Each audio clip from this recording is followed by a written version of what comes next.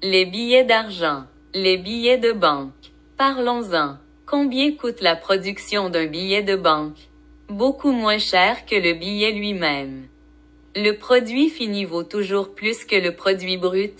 C'est ce qu'ils disent. Mais sans départ il n'y a pas de stop.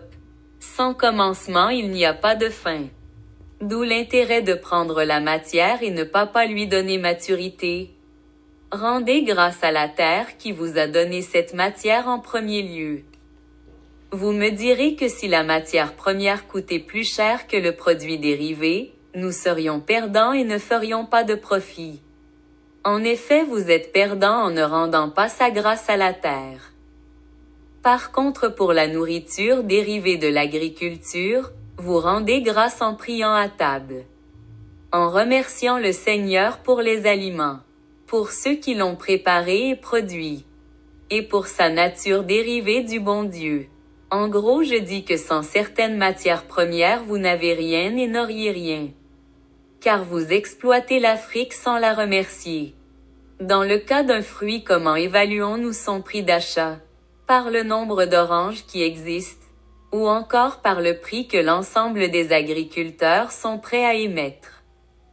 Alors disons comment l'argent prend sa valeur, si c'est l'argent qui fait le bonheur de chacun, et qui établit les prix.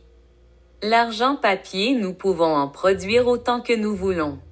Ce n'est pas ça qui fait son prix ni sa valeur. La valeur d'un billet d'échange, c'est son numéro. C'est sûrement par le chiffrement de la billetterie que nous classons la monnaie. Comprenez que la production d'un billet de $1 coûte autant que la production d'un billet de $500. La différence est dans sa valeur établie et non dans sa valeur propre qu'est le papier. Les valeurs que nous donnons à ces billets sont strictement réservées à l'établissement, soit le chiffrement et la numérotation du papier billet. Cela relève de l'État, et à combien l'État se value. Si le dollar est une monnaie de référence, c'est parce que chaque pays et chaque continent contient des billets de dollars. Prenons l'exemple de l'Afrique.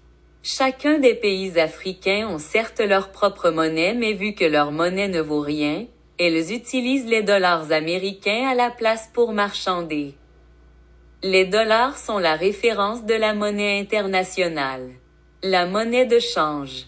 Lorsque je vais dans un bureau de change, je suis capable d'acheter de la monnaie.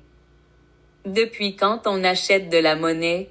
Depuis qu'il y a des bureaux de change et les commerces internationaux intercontinental.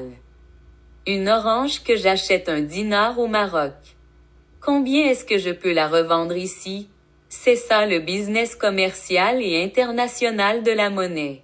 Acheter à petit prix ailleurs et revendre ici à son prix de marché intérieur. C'est de l'escroquerie qui profite à ceux qui n'ont véritablement rien. L'Occident escroque via l'occupation et l'occidentalisation de la mondialisation. J'achète aux pauvres pour redonner aux plus riches. Les pauvres n'y verront pas d'inconvénient car je les paie. Mais le prix que je vais utiliser pour la revente ne sera pas celle que j'ai utilisée pour lui acheter. Ils n'y verront que du feu. Il est établi que le produit fini et transformé vaut plus que sa matière première. La matière première n'est que poussière. C'est ce que nous faisons d'elle qui compte. D'où les ressources humaines et sa matière grise. Une force de l'Occident rendue grâce par Dieu.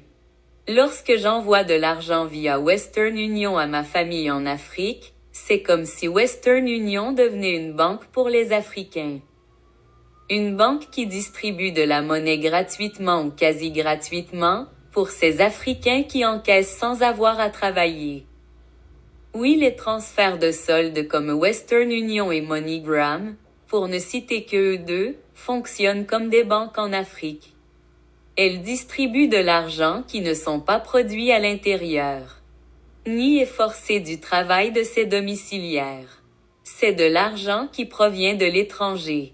Et justement parce qu'elle provient d'ailleurs, elle est bénéfique pour son producteur et son créateur. Certes, l'Africain peut, accent aigu, investir cet argent. Mais comme dans le cas d'une dette ou d'une créance, l'Africain se verra dans la négligence de rembourser ces sommes, en les dépensant. Comment? Du fait qu'il n'y ait que très peu de banques de stockage, l'argent sera systémiquement dépensé et donc retourné au pays du créancier. À moins de bâtir un business. Western Union est donc un financier. Elle fonctionne telle une banque en Afrique. Et son établissement provient du même système archaïque que nos banques occidentaux. Nos banques nous fournissent nos monnaies en pisseuses de monnaie. Tout comme les banques Western Union et autres fournissent de la monnaie à l'Afrique. Les savants diront que notre argent est relatif à nos travaux, et que les leurs proviennent de nos donations. Auquel je réponds, c'est le même système de production d'argent. Car l'argent que reçoit un salarié de son entreprise n'est pas de la véritable monnaie. Elle devient quasi véritable lorsque vous la retirez de la banque. Comme quand l'Africain retire son argent de sa banque Western Union. L'argent de l'Africain provient d'une banque étrangère tout comme la nôtre provient de nos banques. C'est pas nous qui avons créé l'argent du travail. Mais c'est comme une dot. L'entreprise vend du liquide qu'elle nous rembourse en cocktail. La valeur d'un bien est établie par son producteur. Comme les producteurs agricoles. Mais on recherche toujours le meilleur prix d'achat. C'est pourquoi les producteurs agricoles ne sont pas toujours payés selon leur rentabilité. Celui qui fait moins bien vendra moins cher pour concurrencer celle qui fait mieux. En moyen de production je parle. La loi du marché veut que vous ne soyez pas les seuls vendeurs de ce bien. Ce qui fait que vous ne pouvez pas avoir le monopole du prix. Par contre, il y a des entreprises qui sont quasi monopolaires. Il s'agit des entreprises d'État. L'État gère ce qu'il donne à ses participants et ce qu'il reçoit de ses participants. Si le dollar est aussi puissant, c'est parce que le dollar existe dans chaque pays. Dans certains pays, le dollar est plus produit que la monnaie locale. Ce qui a pour effet d'appauvrir la monnaie locale et enrichir la monnaie étrangère.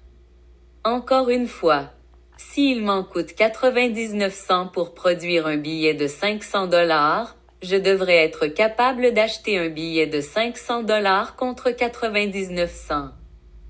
Pareillement, s'il m'en coûte 99 cents pour produire un billet de 5 $, cela signifie que le billet de 5 $ vaut autant que le billet de 500 $. Car le prix de fabrication et les matériaux sont les mêmes. Voyez-vous que cela ne fait aucun sens? 5 $ égale 500 $. Chacun des billets a la même valeur productive. Mais chacun des billets n'a pas la même valeur de marché. Car tout est numéroté. Et dans le cas des billets, c'est le numéro qui détermine sa valeur finale. Et non ce qui en coûte de la produire.